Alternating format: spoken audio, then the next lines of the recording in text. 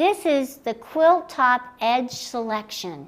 And you'll notice that the select quilt top edges, we have a quilt top that has a top section, a middle section, and notice that in that middle section there is more than one, and then a bottom.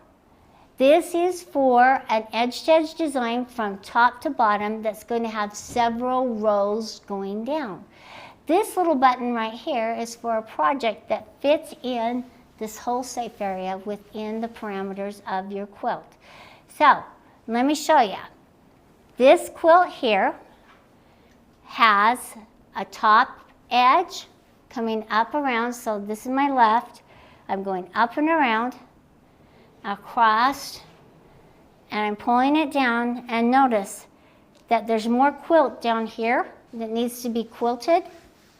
So I will be using this area right here. Now, if my little table runner fit within this area and I came all the way across, this is the one I would be using. All right, so we're going to select our top edge, because notice I have two corners and I'm going down the side. So now I'm working on my top.